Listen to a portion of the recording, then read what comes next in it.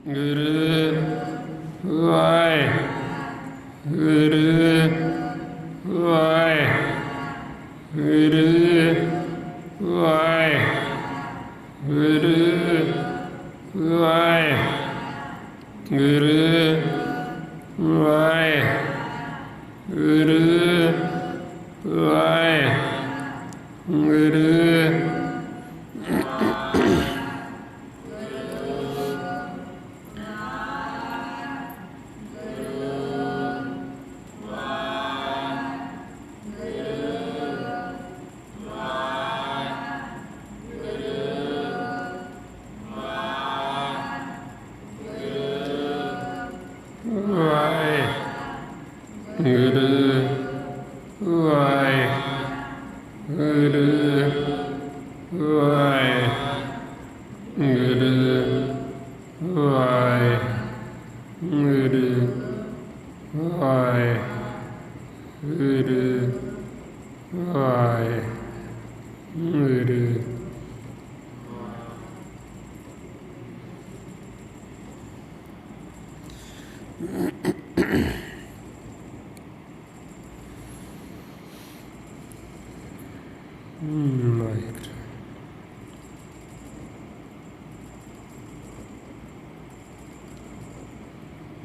ਗੁਰੂ ਜੀ ਦੀ ਸਾਜੀ ਨਵਾਜੀ, ਗੁਰੂ ਰੂਪ ਗੁਰੂ ਪਿਆਰੀ ਸਾਧ ਸੰਗਤ ਜੀ, ਵਾਹਿਗੁਰੂ ਜੀ ਕਾ ਖਾਲਸਾ, ਵਾਹਿਗੁਰੂ ਜੀ ਕੀ ਫਤਿਹ। ਗੁਰਮੁਖ ਪਿਆਰਿਓ, ਜੋ ਆਪਾਂ ਨੂੰ ਸਤਿਗੁਰਾਂ ਦੀ ਗੁਰਬਾਣੀ ਗੁਰੂ ਵਿੱਚ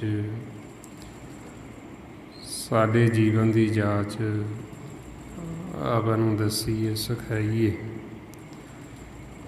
ਕਿ ਕਿਵੇਂ ਆਪਾਂ ਗੁਰੂ ਦੀ ਮੱਤ ਲੈ ਕੇ ਆਪਣਾ ਜਿਹੜਾ ਜੀਵਨ ਹੈ ਇਸ ਨੂੰ ਸਫਲ ਕਰ ਸਕਦੇ। ਨਿਰੰਕਾਰ ਪਰਮਾਤਮਾ ਵਾਹਿਗੁਰੂ ਦੇ ਨਾਲ ਮਿਲਾਪ ਕਰ ਸਕਦੇ ਅਤੇ ਸਦਾ ਵਾਸਤੇ ਜੀਵਨ ਮੁਕਤ ਹੋ ਸਕਦੇ। ਉਹਦੇ ਵਾਸਤੇ ਫਿਰ ਆਪਾਂ ਨੂੰ ਗੁਰੂ ਦੀ ਮੱਤ ਲੈਣੀ ਪੈਂਦੀ, ਸਤ ਸੰਗਤ ਦੇ ਵਿੱਚ ਆਉਣਾ ਪੈਂਦਾ। ਜਿਆਦਾ ਕਿ ਅਸੀਂ ਸਤ ਸੰਗਤ ਨਹੀਂ ਕਰਦੇ, ਗੁਰੂ ਦੀ ਮੱਤ ਨਹੀਂ ਲੈਂਦੇ, ਉਹਨਾਂ ਸਮਾਂ ਸਾਡਾ ਜਿਹੜਾ ਜੀਵਨ ਇਹ ਮਨਮੁਖਾਂ ਵਾਲਾ, ਮਨਮੁਖ ਹੈ ਜਿਹੜਾ ਆਪਦੀ ਮੱਤ ਦੁਆਰਾ ਚੱਲਦਾ ਹੋਇਆ ਵੈਰ ਵਿਰੋਧ, ਈਰਖਾ, ਨਫ਼ਰਤ ਦੇ ਵਿੱਚ, ਹਉਮੈ ਹੰਕਾਰ ਦੇ ਵਿੱਚ ਇਹ ਸਾਰਾ ਜਿਹੜਾ ਜੀਵਨ ਉਹ ਫਿਰ ਵਿਅਰਥ ਹੀ ਖਰਾਬ ਕਰ ਲੈਂਦੇ। ਸਤਿਗੁਰੂ ਆਪਾਂ ਨੂੰ ਫਿਰ ਸਮਝਾਉਂਦੇ ਵੀ ਇਹ ਜੋ ਸਾਨੂੰ ਮਾਨਸ ਜਾਮਾ ਮਿਲੀ ਹੈ ਇਹ ਬੜਾ ਕੀਮਤੀ ਹੈ, ਬੜਾ ਮੁੱਲਾ ਹੈ। ਇਸ ਨੂੰ ਰਤਨ ਕਹਿੰਦੇ। ਮਾਨਸ ਜਾਮਾ ਇਹ ਪਦਾਰਥ ਰਤਨ ਦੇ ਰੂਪ ਦੇ ਵਿੱਚ ਸਾਨੂੰ ਪ੍ਰਾਪਤ ਹੋਏ ਅਤੇ ਮਾਰੇ ਕਹਿੰਦੇ ਵੀ ਬੜਾ ਔਖਾ ਮਿਲਿਆ, ਇਹ ਨਾ ਸਮਝੋ ਵੀ ਉੱਦਾਂ ਹੀ ਮਿਲ ਗਈ।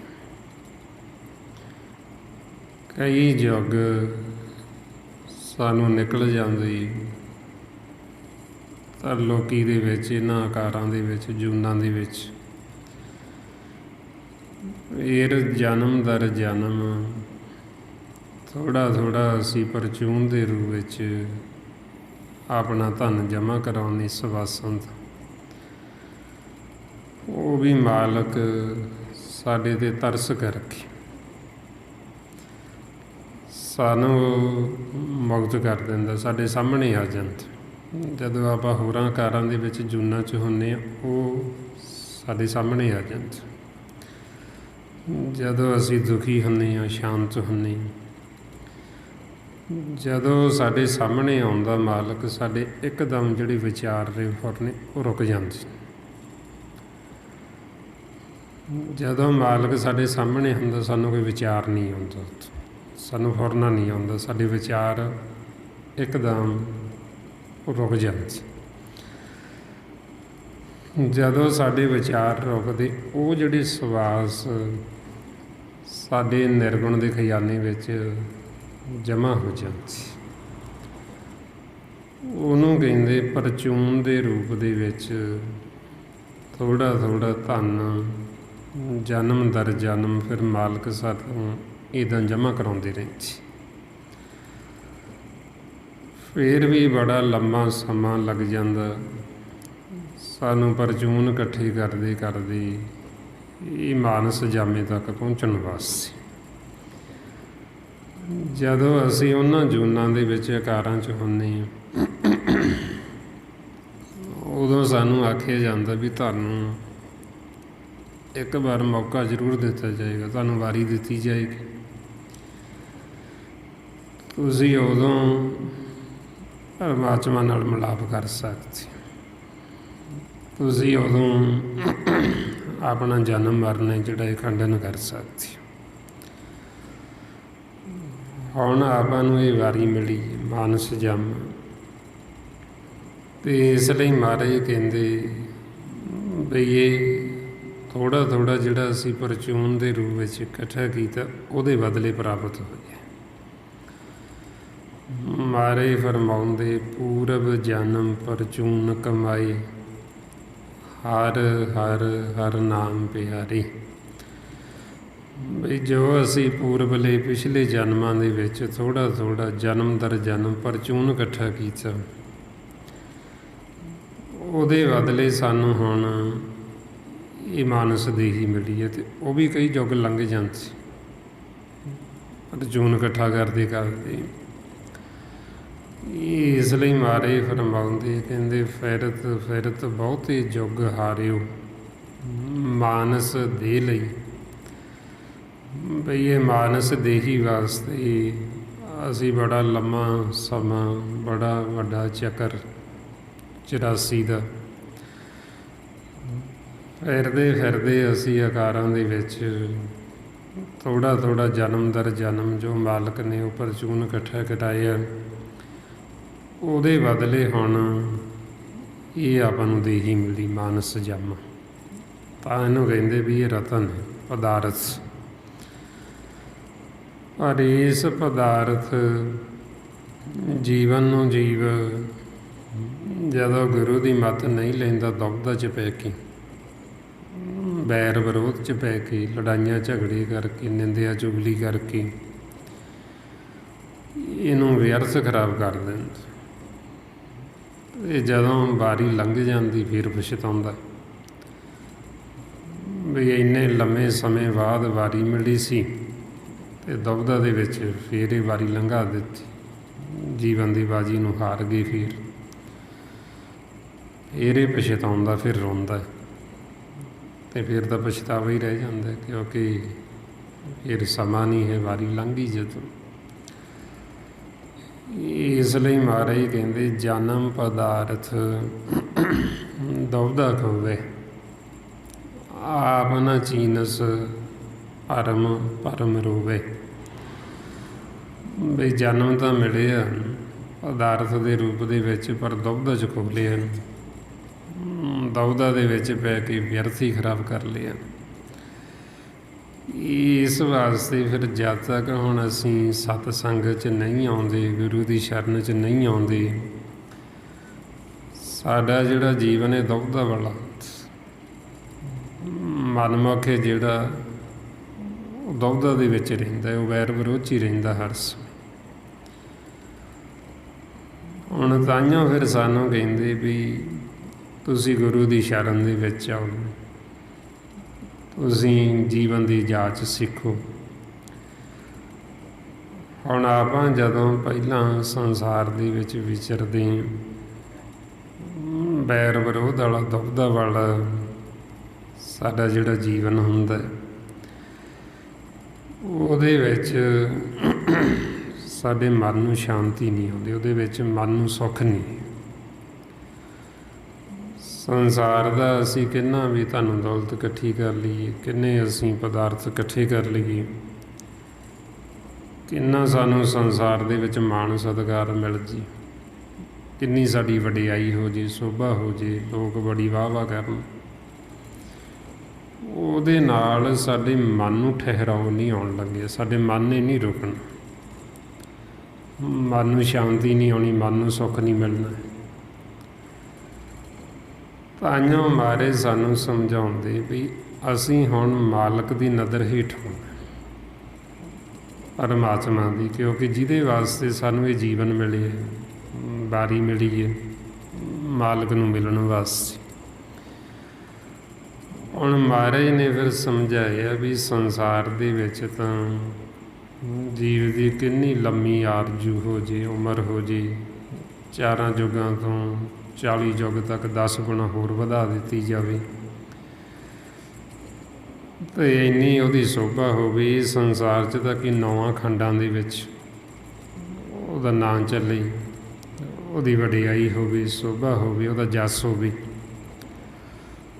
ਪਰ ਜੇ ਅਸੀਂ ਮਾਲਕ ਦੀ ਨਜ਼ਰ ਹੇਠ ਨਹੀਂ ਆਏ ਅਤੇ ਅਖੀਰੀ ਉਹਨੂੰ ਫੇਰ ਕੀੜਿਆਂ ਦੇ ਵਿੱਚ ਕੀੜਾ ਬਣਾ ਕੇ ਛੱਡ ਦੇਣਗੇ, ਜੀਵਨ ਦੀ ਬਾਜੀ ਨੂੰ ਫੇਰ ਹਾਰ ਗਏ, ਇਹ ਉਹਦਾ ਸਾਨੂੰ ਕੀ ਲਾਹਾ ਹੋਇਆ।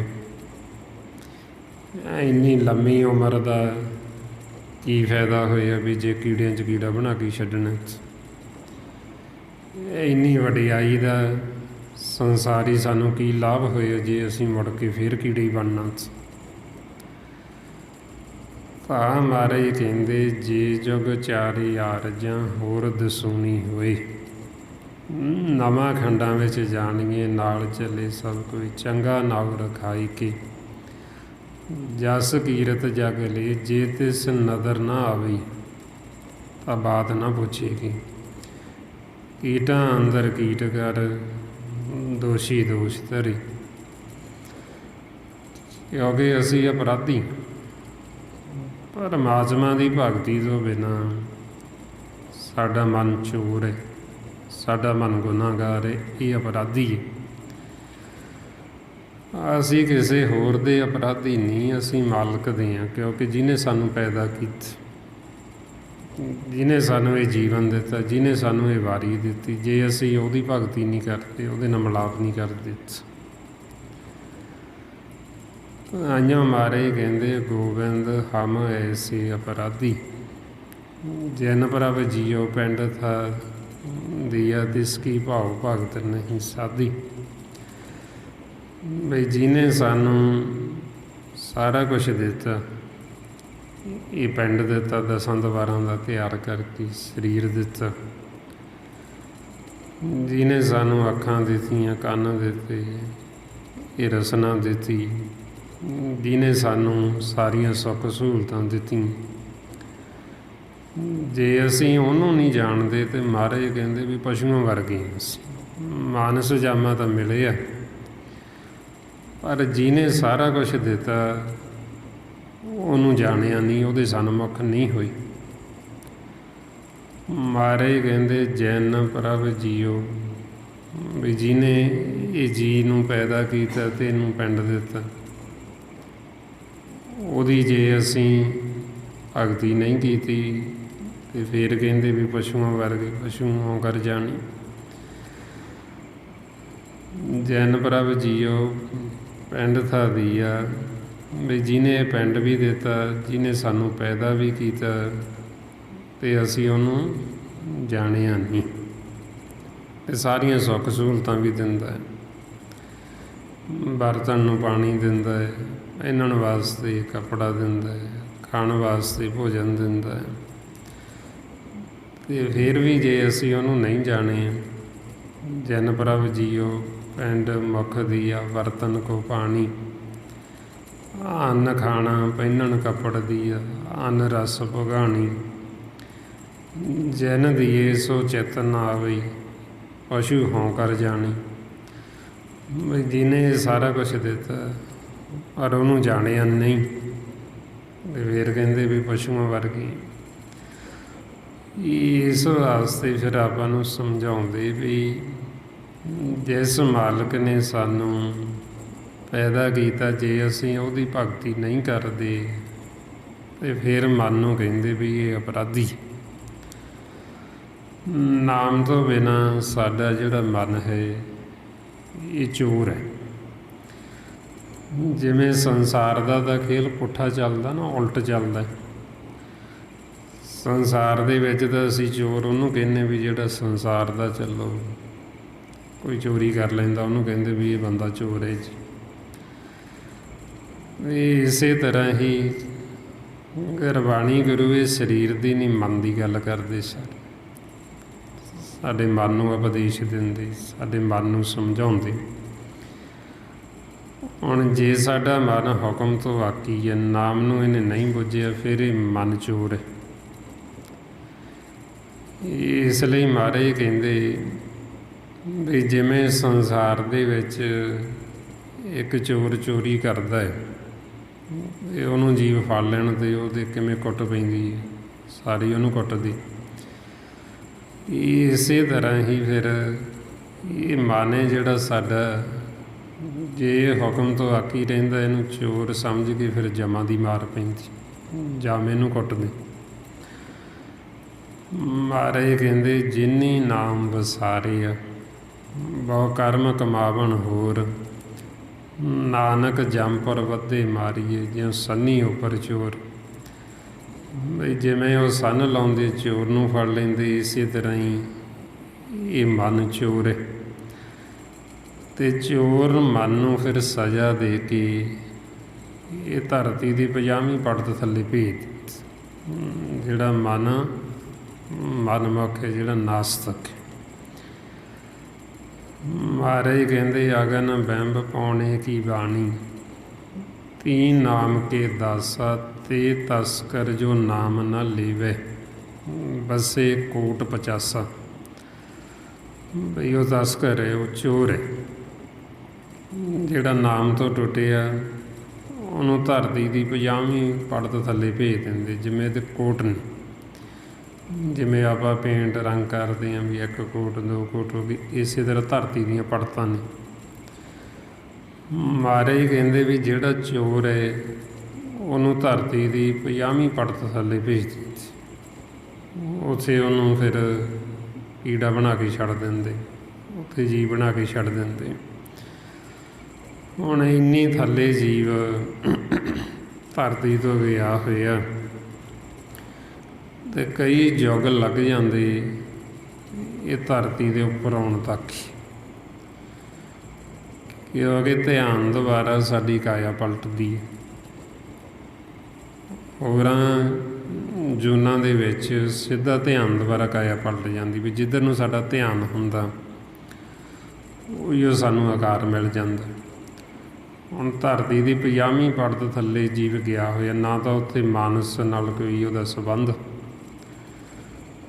ਜਦ ਤੱਕ ਉੱਪਰ ਨਹੀਂ ਆਉਂਦਾ ਉਹਨਾਂ ਸਮਾਂ ਉਹ ਮਾਨਸ ਜਾਮੇ 'ਚ ਨਹੀਂ ਆਉਂਦਾ, ਕਿਉਂਕਿ ਮਾਨਸ ਨਾਲ ਉਹਦਾ ਸੰਬੰਧ ਨਹੀਂ, ਉਹਦਾ ਧਿਆਨ ਨਹੀਂ ਇੱਧਰ ਮਾਨਸ ਜਾਮੇ ਵੱਲ।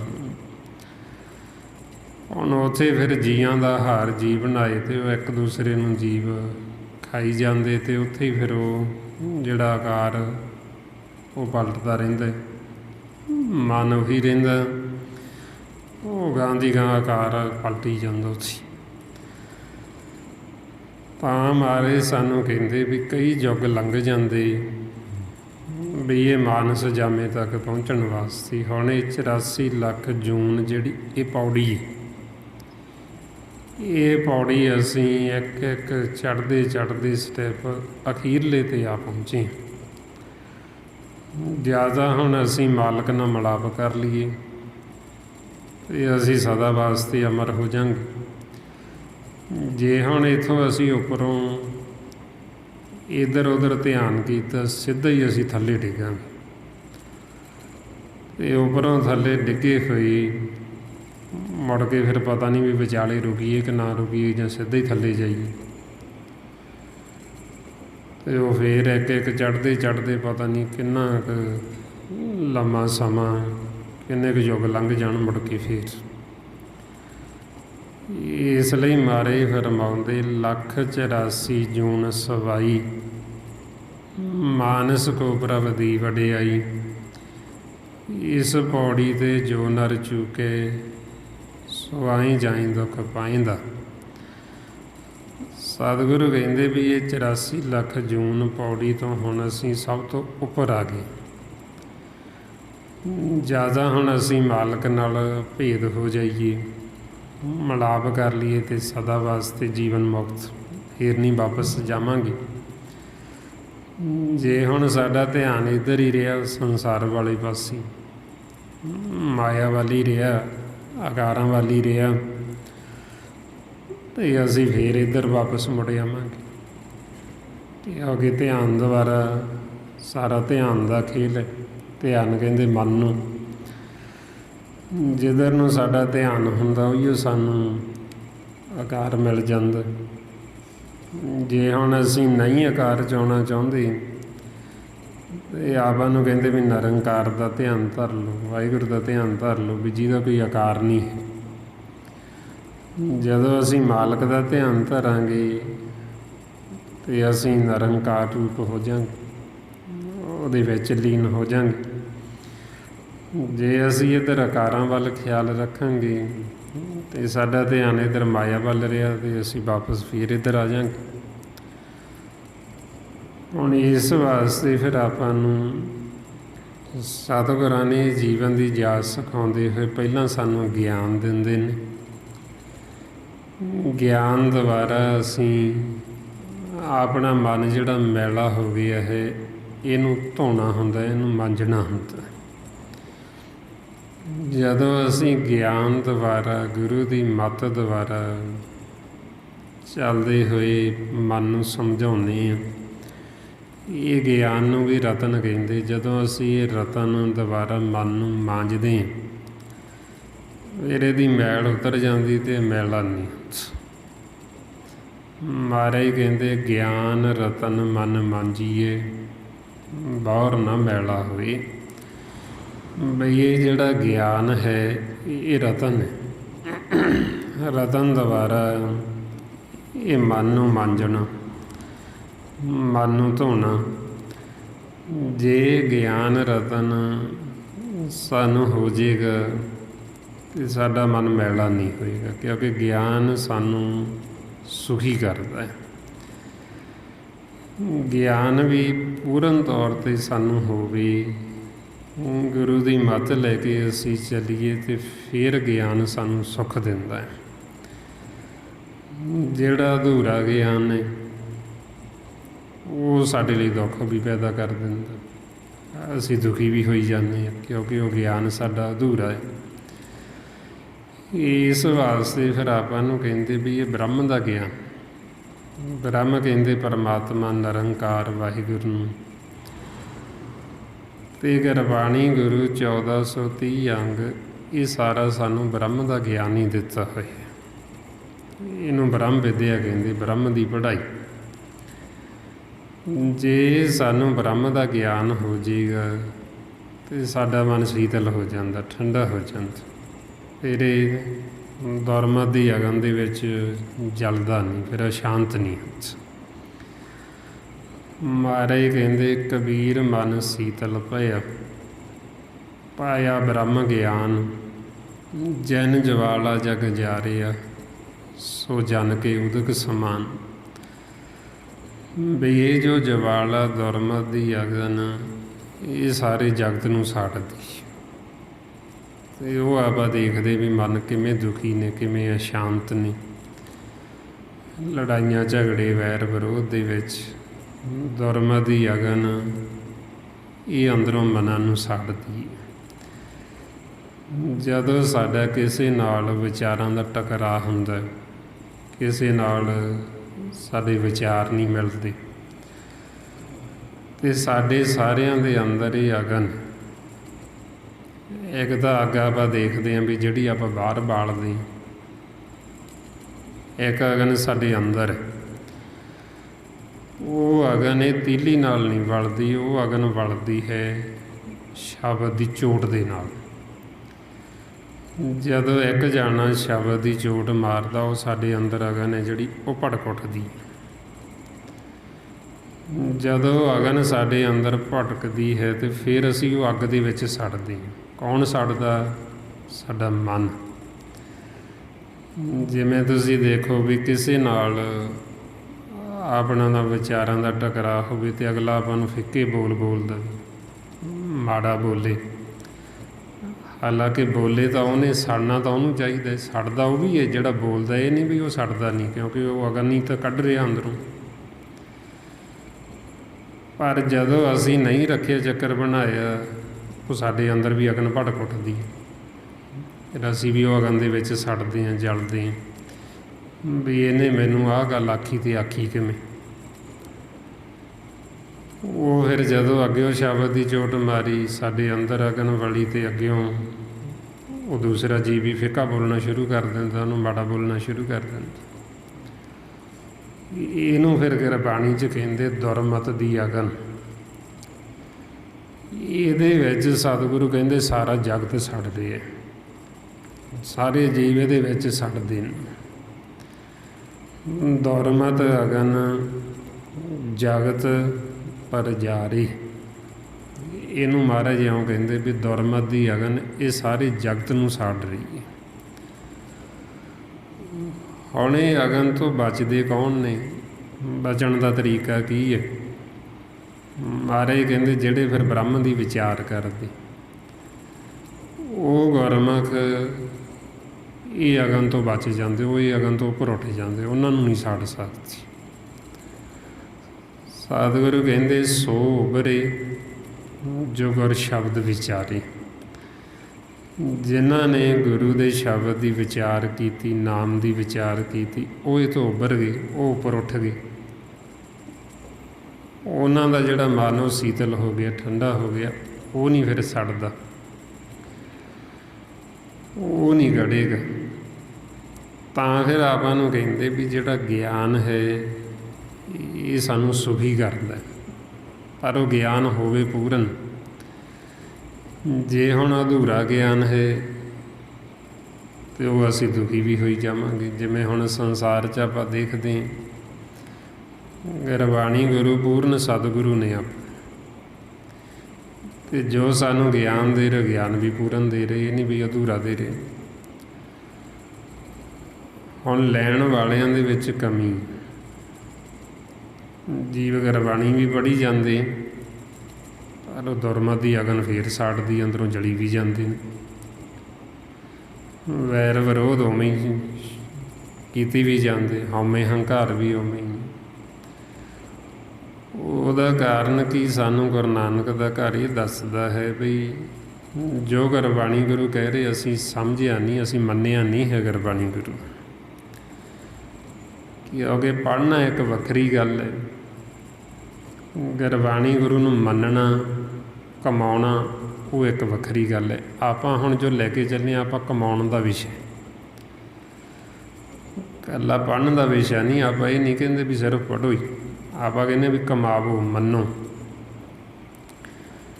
ਅਤੇ ਮਹਾਰਾਜ ਇਸ ਲਈ ਸਾਨੂੰ ਕਹਿੰਦੇ ਵੀ ਇਹ ਇਕੱਲਾ ਗਾਉਣ ਦਾ ਜਾਂ ਇਕੱਲਾ ਪੜ੍ਹਨ ਦਾ ਵਿਸ਼ਾ ਨਹੀਂ, ਇਹ ਬ੍ਰਹਮ ਦਾ ਗਿਆਨ। ਲੋਕ ਜਾਣੇ ਇਹ ਗੀਤ ਹੈ, ਇਹ ਤੋਂ ਬ੍ਰਹਮ ਵਿਚਾਰ, ਬਈ ਇਹ ਬ੍ਰਹਮ ਦੀ ਵਿਚਾਰ ਹੈ, ਬ੍ਰਹਮ ਦਾ ਗਿਆਨ ਹੈ।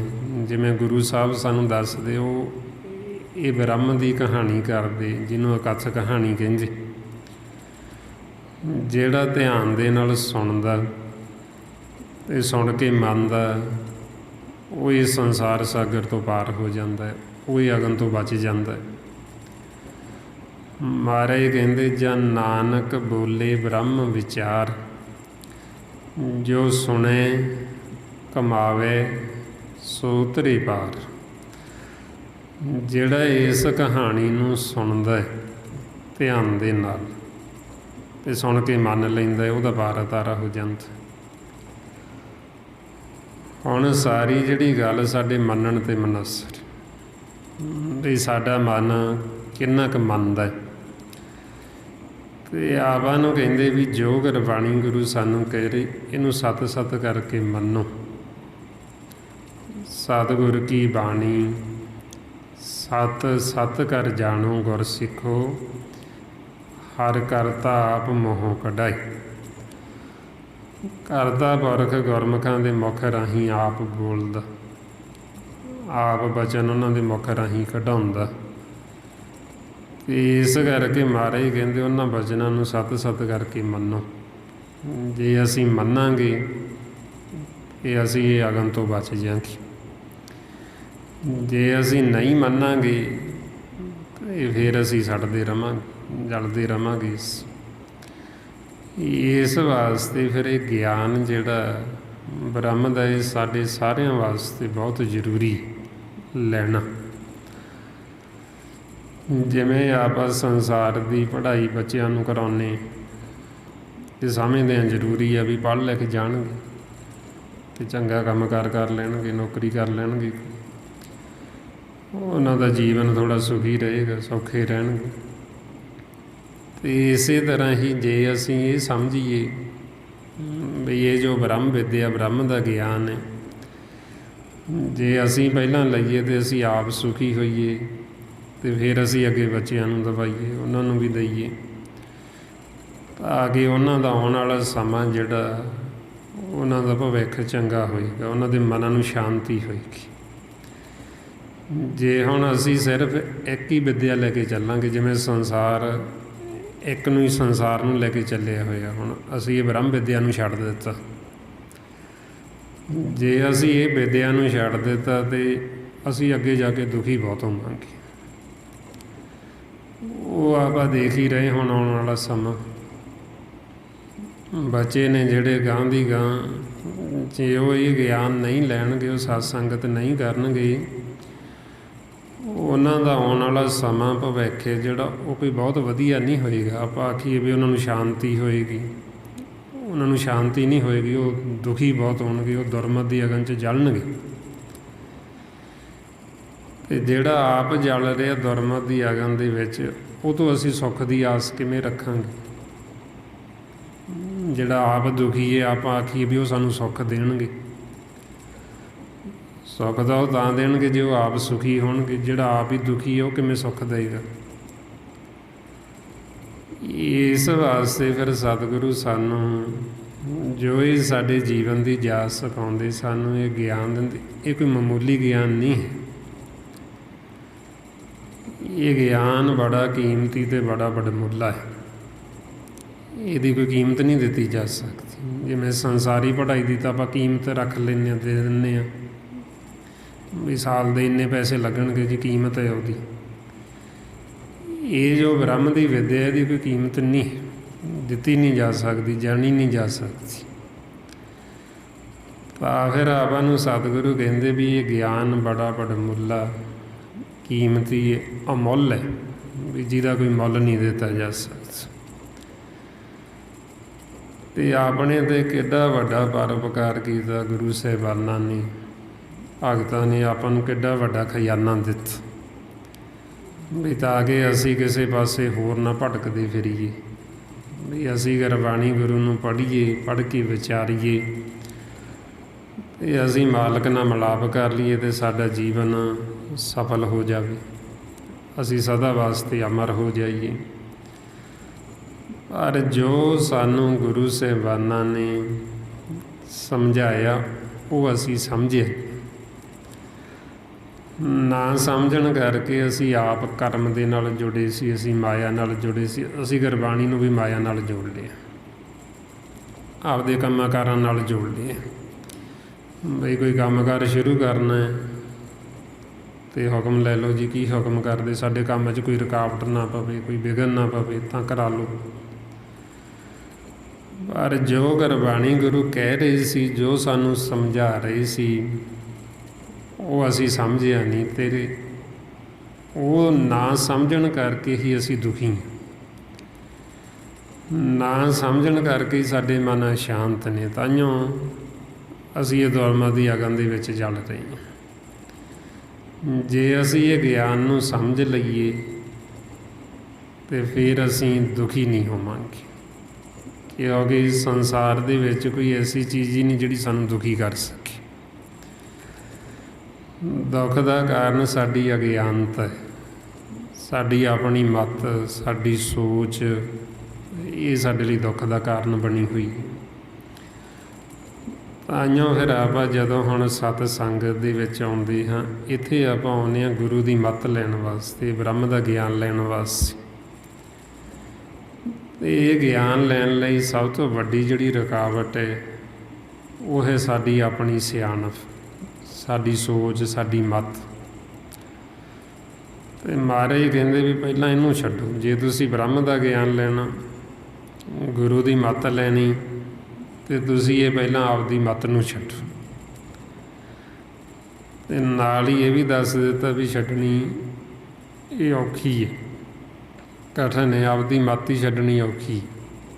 ਮਹਾਰਾਜ ਕਹਿੰਦੇ ਮਨ ਕੀ ਮੱਤ ਤਿਆਗੋ ਹਰਿ ਜਨ, ਇਹਾਂ ਬਾਤ ਕਠਿਨੀ। ਇਹ ਕਠਿਨ ਬਾਤ ਹੈ, ਔਖੀ ਹੈ।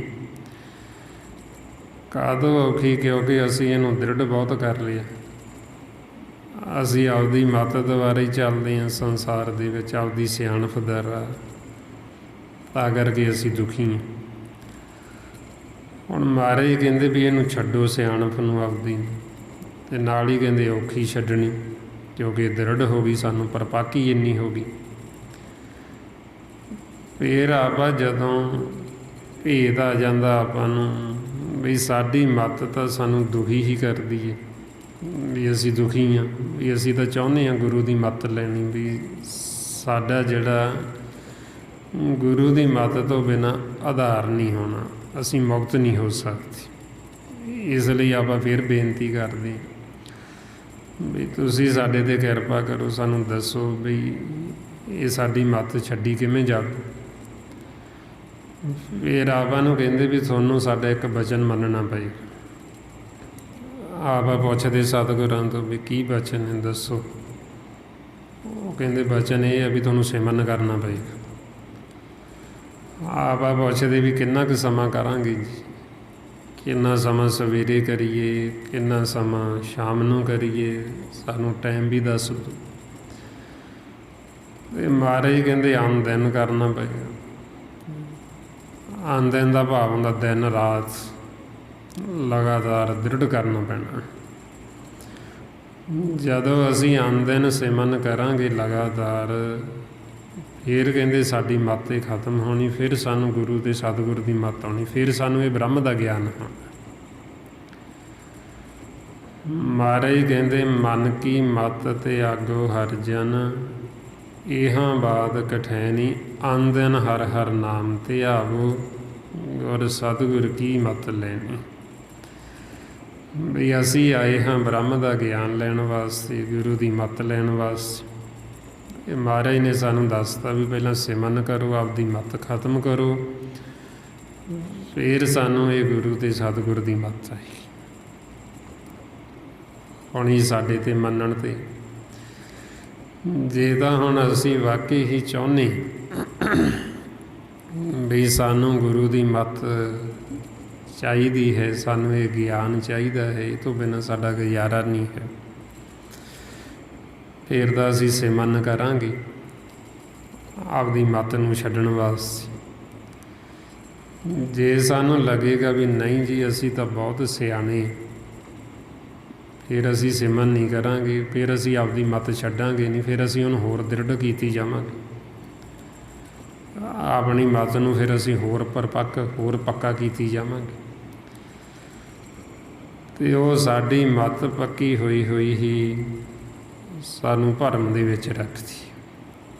ਸਾਡੀਆਂ ਇਹ ਸੋਚਾਂ, ਸਾਡੀ ਸਿਆਣਪ, ਸਾਨੂੰ ਚਿੰਤਾ ਲੱਗੀਆਂ, ਸਾਨੂੰ ਫਿਕਰ ਲੱਗੇ ਨਹੀਂ। ਅਤੇ ਮਹਾਰਾਜ ਸਾਨੂੰ ਕਹਿੰਦੇ ਵੀ ਤੁਹਾਡੀ ਚਿੰਤਾ ਫਿਕਰ ਖਤਮ ਹੋ ਜਾਣੀ ਜੇ ਤੁਸੀਂ ਸਿਮਰਨ ਕਰੋ। ਆਈਆਂ ਮਹਾਰਾਜ ਕਹਿੰਦੇ ਤਾਂ ਜੋ ਸਿਆਣਪ ਸੁਰਜਨੋ ਸਿਮਰੋ ਹਰਿ ਹਰਿ ਰਾਈ, ਏਕ ਆਸ ਹਰਿ ਮਨ ਰੱਖੋ, ਨਾਨਕ ਦੁਖ ਭਰਮ ਭੁ ਜਾਈ। ਵੀ ਜੇ ਹੁਣ ਅਸੀਂ ਸਿਮਰਨ ਕਰੀਏ ਤਾਂ ਸਾਡੇ ਦੁੱਖ ਭਰਮ ਡਰ ਸਾਰੀ ਖਤਮ ਹੋ ਜਾਣ, ਸਾਡੀਆਂ ਚਿੰਤਾਵਾਂ ਫਿਕਰ ਸਭ ਲੱਥ ਜਾਣ। ਪਰ ਉਹ ਜੀਵ ਸਿਮਰਨ ਕਰਦਾ ਨਹੀਂ। ਸਿਮਰਨ ਕਰਨ ਦੇ ਨਾਲੋਂ ਉਹ ਆਪਦੀ ਸਿਆਣਪ ਵਰਤਣੀ ਜ਼ਿਆਦਾ ਵਧੀਆ ਸਮਝਦਾ। ਉਹ ਆਮ ਜੀ ਵੀ ਕਹਿ ਦਿੰਦੇ ਵੀ ਵਾਹਿਗੁਰੂ ਵਾਹਿਗੁਰੂ ਕਰਨ ਤੋਂ ਕੀ ਹੋਣਾ ਜੀ, ਅਤੇ ਤੁਸੀਂ ਆਪਦਾ ਸਿਆਣਪ ਵਰਤੋ, ਸਿਆਣੇ ਬਣੋ। ਹੁਣ ਉਹ ਸਾਡੀ ਸਿਆਣਪ ਹੀ ਸਾਨੂੰ ਲੈ ਡੁੱਬਦੀ। ਤਾਂ ਮਹਾਰਾਜ ਸਾਨੂੰ ਕਹਿੰਦੇ ਵੀ ਸਾਡੀ ਸਿਆਣਪ ਸਾਨੂੰ ਡੋਬ ਤਾਂ ਸਕਦੀ ਹੈ, ਪਰ ਅਸੀਂ ਤਰ ਨਹੀਂ ਸਕਦੇ। ਤਾਈਓ ਮਹਾਰਾਜ ਕਹਿੰਦੇ ਵੱਡੇ ਵੱਡੇ ਸਿਆਣੇ ਇਹ ਡੁੱਬ ਜਾਂਦੇ ਭਵ ਸਾਗਰ ਦੇ ਵਿੱਚ, ਜੇ ਉਹ ਗੁਰੂ ਦੀ ਮੱਤ ਨਹੀਂ ਲੈਂਦੇ। ਤੇ ਇਸ ਲਈ ਫਿਰ ਕਹਿੰਦੇ ਵੀ ਜੇ ਤਰਨਾ ਤਾਂ ਗੁਰੂ ਦੀ ਮੱਤ ਲੈ, ਗੁਰ ਕੀ ਮੱਤ ਤੂੰ ਲੈ ਇਹ ਆਣੇ, ਭਗਤ ਬਿਨਾਂ ਬਹੁ ਡੂਬੇ ਸਿਆਣੇ। ਵੀ ਭਗਤੀ ਤੋਂ ਬਿਨਾਂ ਵੱਡੇ ਵੱਡੇ ਸਿਆਣੇ ਸਾਡੀ ਸਿਆਣਪ ਡੋਬ ਲੈਂਦੀ ਸਾਨੂੰ, ਦੁਖੀ ਕਰ ਦਿੰਦੀ। ਇਸ ਵਾਸਤੇ ਫਿਰ ਇਹ ਆਪਾਂ ਗੁਰੂ ਦੀ ਮੱਤ ਲੈਣ ਵਾਸਤੇ ਇਹ ਸਤ ਸੰਗਤ ਦੇ ਵਿੱਚ ਆਉਂਦੇ ਹਾਂ। ਹੁਣ ਜਦੋਂ ਆਪਾਂ ਇੱਥੇ ਆਉਂਦੇ ਹਾਂ ਤੇ ਮਹਾਰਾਜ ਕਹਿੰਦੇ ਵੀ ਪਹਿਲਾਂ ਸਿਮਰਨ ਕਰੋ, ਅਭਿਆਸ ਕਰੋ, ਤਾਂ ਕਿ ਸਾਡਾ ਮਨ ਹੈ ਜਿਹੜਾ ਉਹ ਗਿਆਨ ਲੈਣ ਦੀ ਅਵਸਥਾ ਦੇ ਵਿੱਚ ਤਾਂ ਆਵੇ। ਕਿਉਂਕਿ ਜਦ ਤੱਕ ਸਾਡੇ ਕੋਲ ਆਪਣਾ ਗਿਆਨ ਹੈ, ਸਾਡੀ ਸੋਚ ਹੈ, ਉਹ ਜਿਵੇਂ ਕੋਈ ਭਾਂਡਾ ਹੁੰਦਾ ਉਹ ਭਰਿਆ ਹੋਏ। ਹੁਣ ਭਰੇ ਹੋਏ ਦੇ ਵਿੱਚ ਜੇ ਅਸੀਂ ਪਾਵਾਂਗੇ ਉਹ ਪੈਣਾ ਕੀ ਉਹਦੇ ਵਿੱਚ, ਉਹ ਤਾਂ ਡੁੱਲੀ ਜਾਣਾ ਬਾਹਰ ਹੀ, ਕਿਉਂਕਿ ਉਹ ਪਹਿਲਾਂ ਹੀ ਭਰਿਆ ਹੋਏ। ਜੇ ਹੁਣ ਉਹ ਭਰੇ ਹੋਏ ਨੂੰ ਪਹਿਲਾਂ ਖਾਲੀ ਕਰਾਂਗੇ ਤੇ ਫਿਰ ਉਹਦੇ ਵਿੱਚ ਪਏਗਾ। ਹੁਣ ਸਾਡੀ ਜਿਹੜੀ ਆਪਣੀ ਮੱਤ, ਸਾਡੀ ਸਿਆਣਪ, ਉਹ ਇੱਕ ਭਰਿਆ ਹੋਇਆ ਭਾਂਡਾ, ਮਤਲਬ ਉਹ ਅਸੀਂ ਭਰ ਲਿਆ ਆਪਣੀ ਸਿਆਣਪ ਦੁਆਰਾ, ਆਪਦੀ ਮੱਤ ਦੁਆਰਾ। ਹੁਣ ਪਹਿਲਾਂ ਉਹਨੂੰ ਅਸੀਂ ਖਾਲੀ ਕਰਨਾ, ਅਤੇ ਉਹ ਖਾਲੀ ਹੋਣਾ ਇਹ ਸਿਮਰਨ ਕਰਕੇ, ਜੋ ਇਹ ਆਪਾਂ ਅਭਿਆਸ ਕਰਦੇ ਹਾਂ ਇਹ ਆਪਾਂ ਖਾਲੀ ਕਰ ਰਹੇ ਹਾਂ ਆਪਣੇ ਆਪ ਨੂੰ। ਕਿਉਂਕਿ ਇਹ ਭਾਂਡਾ ਭਰਿਆ ਵਿਚਾਰਾਂ ਦੇ ਨਾਲ, ਹੌਰਨਿਆਂ ਦੇ ਨਾਲ, ਆਪਣੀ ਸੋਚ, ਆਪਣੀ ਸਿਆਣਪ ਦੇ ਨਾਲ। ਜਦੋਂ ਅਸੀਂ ਇਹਨੂੰ ਹੁਣ ਵਿਹਲਾ ਕਰਾਂਗੇ, ਖਾਲੀ ਕਰਾਂਗੇ, ਅਭਿਆਸ ਕਰ ਕਰਕੇ, ਜਿਉਂ-ਜਿਉਂ ਸਾਡੇ ਵਿਚਾਰ ਰੁਕਦੇ ਜਾਣਗੇ, ਖਾਲੀ ਹੁੰਦਾ ਜਾਏ। ਜਦੋਂ ਸਾਡੇ ਬਿਲਕੁਲ ਵਿਚਾਰ ਰੁਕ ਗਏ, ਸਮਝ ਲਓ ਭਾਂਡਾ ਜਮ੍ਹਾਂ ਖਾਲੀ ਹੋ ਗਿਆ। ਜਦੋਂ ਜਮ੍ਹਾਂ ਖਾਲੀ ਹੋ ਗਿਆ, ਫਿਰ ਇਹਦੇ ਵਿੱਚ ਵਸਤੂ ਪਾਈ ਜਾਂਦੀ, ਫਿਰ ਉਹ ਗਿਆਨ ਹੈ ਜਿਹੜਾ ਸਾਡੇ ਅੰਦਰ ਟਿਕਦਾ। ਨਹੀਂ ਤਾਂ ਜ਼ਿਆਦਾ ਕਿ ਅਸੀਂ ਭਰੇ ਹਾਂ ਉਹ ਟਿਕਦਾ ਹੀ ਨਹੀਂ, ਤਾਂਹੀਓ ਸਾਨੂੰ ਭੁੱਲ ਜਾਂਦਾ, ਸਾਨੂੰ ਵਿਸਰ ਜਾਂਦਾ। ਇਸ ਵਾਸਤੇ ਫਿਰ ਇਹ ਜਿਹੜਾ ਸਿਮਰਨ ਹੈ ਇਹ ਸਾਡੀ ਮੱਤ ਖਤਮ ਕਰਨ ਵਾਸਤੇ, ਆਪਣੀ ਸੋਚ ਖਤਮ ਕਰਨ ਵਾਸਤੇ। ਅਤੇ ਉਹਦੇ ਵਾਸਤੇ ਫਿਰ ਇਹ ਆਪਾਂ ਨੂੰ ਤਰੀਕਾ ਦੱਸਿਆ ਮਹਾਰਾਜ ਨੇ ਵੀ ਸਾਸ ਗਿਰਾਸ ਸਿਮਰਨ ਕਰੋ। ਸਿਮਰਨ ਕਰਕੇ ਮਨ ਨੂੰ ਸੁਣਨ ਦੀ ਅਵਸਥਾ ਦੇ ਵਿੱਚ ਲੈ ਕੇ, ਜਿਉਂ-ਜਿਉਂ ਹੁਣ ਆਪਾਂ ਇਹ ਅਭਿਆਸ ਕਰਾਂਗੇ ਸੁਣਨ ਦੀ ਅਵਸਥਾ 'ਚ ਆਏਗਾ। ਅਤੇ ਜਦੋਂ ਅਸੀਂ ਇਹ ਗੁਰਬਾਣੀ ਗੁਰੂ ਨੂੰ ਸੁਣਾਂਗੇ ਧਿਆਨ ਦੇ ਨਾਲ, ਇਹ ਸਾਡੇ ਮਨ ਤੋਂ ਮੈਲ ਲਾ ਦੇਗੀ। ਕਿਉਂਕਿ ਸਾਰੀ ਗੁਰਬਾਣੀ ਗੁਰੂ ਵਿੱਚ ਅੰਮ੍ਰਿਤ, ਮਹਾਰਾਜ ਕਹਿੰਦੇ ਬਾਣੀ ਗੁਰੂ, ਗੁਰੂ ਹੈ ਬਾਣੀ, ਵਿੱਚ ਬਾਣੀ ਅੰਮ੍ਰਿਤ ਸਾਰੀ। ਗੁਰਬਾਣੀ ਕਹੇ ਸੇਵਕ ਜਨ ਮਾਨੇ, ਪ੍ਰਤੱਖ ਗੁਰੂ ਨਿਸਤਾਰੀ। ਬਈ ਸਾਰੀ ਗੁਰਬਾਣੀ 'ਚ ਅੰਮ੍ਰਿਤ ਹੈ, ਅਤੇ ਜਿਹੜੇ ਗੁਰਮੁਖ ਗੁਰਬਾਣੀ ਨੂੰ ਮੰਨਦੇ, ਮੰਨਣ ਦਾ ਭਾਵ ਹੁੰਦਾ ਵੀ ਜਿਹੜੇ ਇਹਨਾਂ ਦੇ ਆਖੇ ਲਾ ਕੇ ਸਿਮਰਨ ਕਰਦੇ, ਉਹਨਾਂ ਨੂੰ ਫਿਰ ਉਹ ਪ੍ਰਤੱਖ ਗੁਰੂ, ਜੋ ਸ਼ਬਦ ਨਾਮ ਜਿਹਦੇ ਨਾਲ ਸਾਡੀ ਲਿਵ ਟੁੱਟੀ ਹੈ ਅੰਦਰੋਂ, ਗੁਰਬਾਣੀ ਗੁਰੂ ਸਾਨੂੰ ਉਹਦੇ ਨਾਲ ਜੋੜ ਦਿੰਦੇ, ਉਹ ਸ਼ਬਦ ਦੇ ਨਾਲ ਜੋੜਦੇ। ਸਾਡੀ ਟੁੱਟੀ ਹੋਈ ਦੁਬਾਰਾ ਗੰਢੀ ਜਾਂਦੀ, ਸਾਡੀ ਜੁੜ ਜਾਂਦੀ। ਜਦੋਂ ਸਾਡੀ ਟੁੱਟੀ ਹੋਈ ਉਹ ਸ਼ਬਦ ਗੁਰੂ ਨਾਲ ਗੰਢੀ ਗਈ, ਉਹ ਸ਼ਬਦ ਨੂੰ ਪੱਲਾ ਆਖੀ ਪਰਮਾਤਮਾ ਦਾ, ਫਿਰ ਅਸੀਂ ਆਪਦੇ ਪਤੀ ਦੇ ਪੱਲੇ ਨਾਲ ਲਾ ਕੇ, ਜਦੋਂ ਅਸੀਂ ਉਹਦਾ ਪੱਲਾ ਫੜ ਲਿਆ, ਫਿਰ ਨਹੀਂ ਉਹ ਸਾਨੂੰ ਛੱਡਦਾ। ਇੱਕ ਵਾਰ ਅਸੀਂ ਉਹਦਾ ਪੱਲਾ ਫੜ ਲਈਏ, ਜੇ ਇੱਕ ਵਾਰ ਉਹ ਸਾਨੂੰ ਆਪਦਾ ਪੱਲਾ ਫੜਾ ਦੇਵੇ, ਅਤੇ ਜਦੋਂ ਉਹਦੇ ਪੱਲੇ ਨਾਲ ਲੱਗ ਗਈਆਂ, ਅਤੇ ਫਿਰ ਸਦਾ ਵਾਸਤੇ ਅਸੀਂ ਮੁਕਤ ਹੋ ਜਾਣਾ। ਫਿਰ ਉਹਨੇ ਸਾਨੂੰ ਆ ਮਾਇਆ ਦੇ ਘਰ 'ਚੋਂ ਕੱਢ ਕੇ ਉਹਨੇ ਸਾਨੂੰ ਆਪਦੇ ਘਰ ਲੈ ਜਾਣਾ। ਇਸ ਵਾਸਤੇ ਫਿਰ ਮਹਾਰਾਜ ਕਹਿੰਦੇ ਵੀ ਅਸੀਂ ਪੱਲੇ ਨਾਲ ਕਦੋਂ ਲੱਗੀਆਂ ਮਾਲਕ ਦੇ। ਇੱਧਰ ਸੰਸਾਰ ਦੇ ਵਿੱਚ ਜਦੋਂ ਅਸੀਂ ਦੇਖ ਲਿਆ ਸਾਰਾ ਕੁਛ, ਮਾਇਆ ਦੇਖ ਲਈ ਵੀ ਇਹ ਤਾਂ ਝੂਠੀ ਹੈ, ਇਹ ਸੰਸਾਰ ਦੀ ਨਿੰਦਿਆ ਛੱਡ ਕੇ, ਸੰਸਾਰ ਦੀ ਉਸਤਤ ਛੱਡ ਕੇ, ਫਿਰ ਮਾਲਕ ਦੇ ਨਾਲ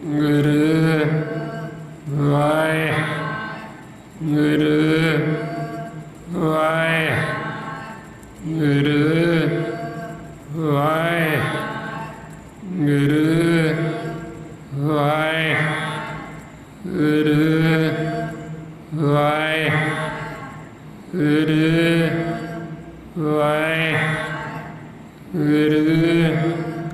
ਵਾਹਿਗੁਰੂ ਵਾਹਿਗੁਰੂ ਵਾਹਿਗੁਰੂ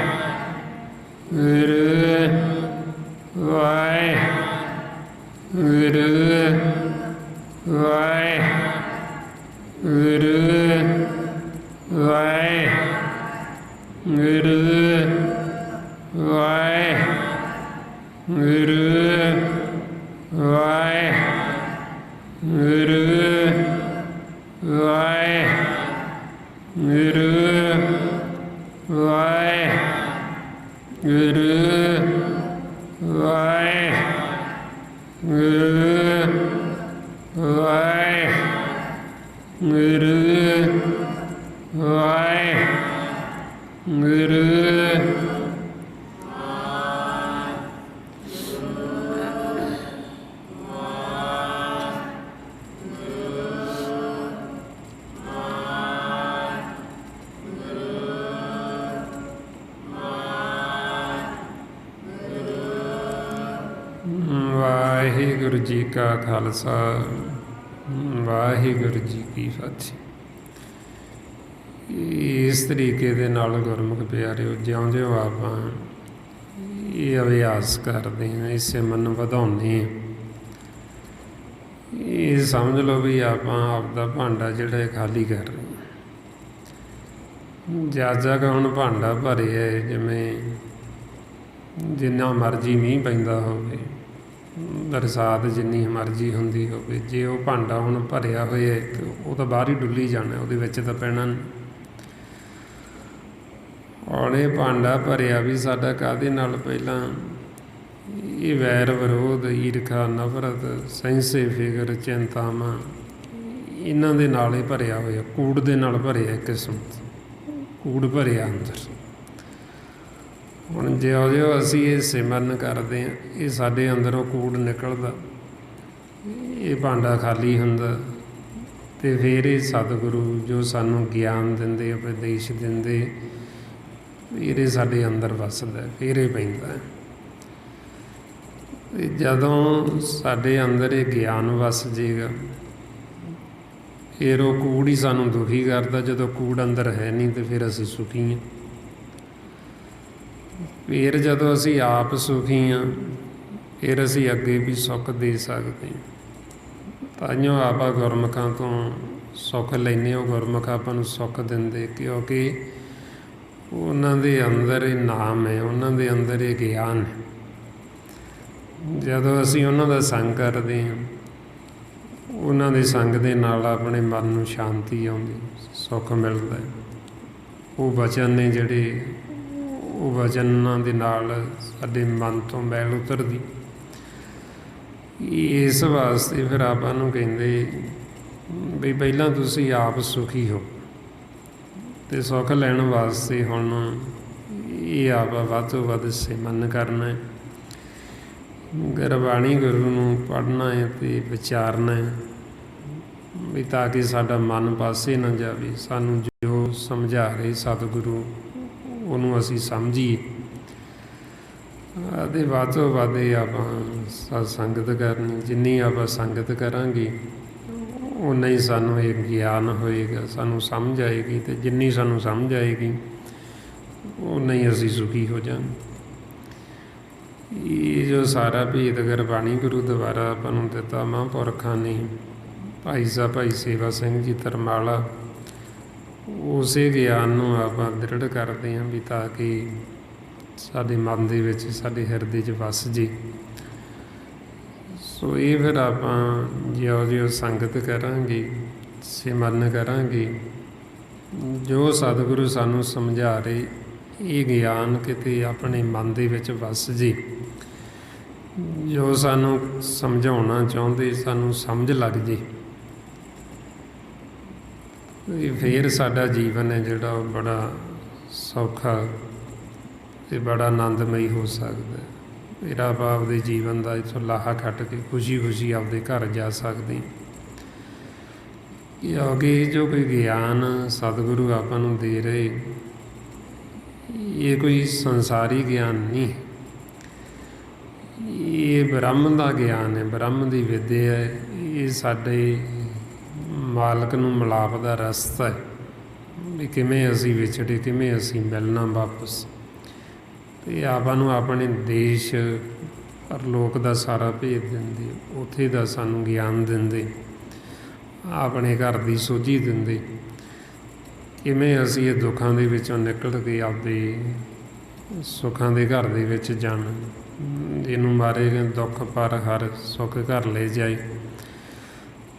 ਵੀ ਜੇ ਹੁਣ ਅਸੀਂ ਸਤਿਗੁਰਾਂ ਦਾ ਬਚਨ ਮੰਨ ਲਾਂਗੇ, ਜੋ ਸਾਨੂੰ ਸਮਝਾਉਣਾ ਚਾਹੁੰਦੇ ਅਸੀਂ ਸਮਝ ਲਾਂਗੇ, ਅਤੇ ਫਿਰ ਅਸੀਂ ਸੁਖੀ ਹੋ ਸਕਦੇ। ਸੋ ਬਾਕੀ ਜੋ ਫਿਰ ਨਾਲ ਨਾਲ ਆਪਾਂ ਨੂੰ ਸਿਮਰਨ ਦੀ ਸਤਿਗੁਰੂ ਇਹ ਗਿਆਨ ਦਿੰਦੇ, ਸੋਝੀ ਦਿੰਦੇ ਵੀ ਆਪਾਂ ਕਿਸੇ ਨਾਲ ਵੈਰ ਵਿਰੋਧ ਨਹੀਂ ਰੱਖਣਾ। ਜੇ ਕੋਈ ਆਪਣੇ ਨਾਲ ਕਰਦਾ ਉਹਦਾ ਕਰਮ ਹੈ, ਉਹਦੇ ਮਨ ਹੀ ਦੁਖੀ ਹੋਣਾ, ਉਹਨੇ ਹੀ ਅਸ਼ਾਂਤ ਹੋਣਾ, ਆਪਾਂ ਤਾਂ ਹੋਣਾ ਨਹੀਂ। ਆਪਣੇ ਨਾਲ ਕੋਈ ਕਰਦਾ ਕਰੀ ਜਾਵੇ, ਆਪਾਂ ਨਹੀਂ ਕਿਸੇ ਨਾਲ ਕਰਨਾ। ਆਪਣੀ ਕੋਈ ਨਿੰਦਿਆ ਕਰਦਾ ਕਰੀ ਜਾਵੇ, ਆਪਾਂ ਨਹੀਂ ਕਿਸੇ ਦੀ ਕਰਨੀ। ਅਤੇ ਆਪਾਂ ਨੂੰ ਸਮਝਾਉਂਦੇ ਵੀ ਜਦੋਂ ਅਸੀਂ ਇਹ ਨਾਲ ਨਾਲ ਪਰਹੇਜ਼ ਰੱਖਾਂਗੇ, ਕਿਸੇ ਦੀ ਨਿੰਦਿਆ ਨਹੀਂ ਕਰਾਂਗੇ, ਕਿਸੇ ਨਾਲ ਦੁਬਦਾ ਨਹੀਂ ਕਰਾਂਗੇ, ਹਉਮੈ ਤੋਂ ਮਨ ਨੂੰ ਰਹਿਤ ਰੱਖਾਂਗੇ, ਅਤੇ ਲੋਕ ਲੱਜਾ ਤੋਂ ਉੱਪਰ ਉੱਠ ਕੇ ਮਾਲਕ ਦੇ ਗੁਣ ਗਾਵਾਂਗੇ, ਅਤੇ ਐਸੀ ਬੱਸ ਚੱਲਾਂਗੇ। ਹਮ ਨਹੀਂ ਚੰਗੇ ਬੁਰਾ ਨਹੀਂ ਕੋਈ, ਅਤੇ ਸਾਰਿਆਂ ਨੂੰ ਮਾਲਕ ਦਾ ਰੂਪ ਜਾਣ ਕੇ ਪ੍ਰੇਮ ਕਰਾਂਗੇ। ਕਿਸੇ ਨਾਲ ਮਨ ਦੇ ਵਿੱਚ ਕੋਈ ਵੈਰ ਵਿਰੋਧ ਨਹੀਂ ਰੱਖਾਂਗੇ। ਫਿਰ ਤਾਂ ਕਿਰਪਾ ਹੋਏਗੀ ਹੋਏਗੀ। ਫਿਰ ਤਾਂ ਇਹ ਹੋ ਹੀ ਨਹੀਂ ਸਕਦਾ ਵੀ ਸਾਡੇ 'ਤੇ ਕਿਰਪਾ ਨਾ ਹੋਵੇ। ਅਤੇ ਇਸ ਵਾਸਤੇ ਫਿਰ ਆਪਾਂ ਨਾਲ ਨਾਲ ਇਹ ਪਰਹੇਜ਼ ਰੱਖਣੇ, ਅਤੇ ਨਾਲ ਨਾਲ ਹੀ ਵੱਧ ਤੋਂ ਵੱਧ ਅਭਿਆਸ ਕਰ। ਸੋ ਇੰਨੀਆਂ ਬੇਨਤੀਆਂ, ਇੰਨੇ ਵਿਚਾਰ ਕਰਦਿਆਂ ਹੋਇਆਂ ਜੇ ਕੋਈ ਐਸਾ ਸ਼ਬਦ ਬੋਲਿਆ ਗਿਆ ਹੋਵੇ, ਸੰਗਤ ਅਤੇ ਸਤਿਗੁਰੂ ਬਖਸ਼ਣ ਯੋਗ ਨੇ, ਬਖਸ਼ ਲੈਣਾ ਜੀ। ਵਾਹਿਗੁਰੂ ਜੀ ਕਾ ਖਾਲਸਾ, ਵਾਹਿਗੁਰੂ ਜੀ ਕੀ ਫਤਿਹ। ਵਾਹਿਗੁਰੂ।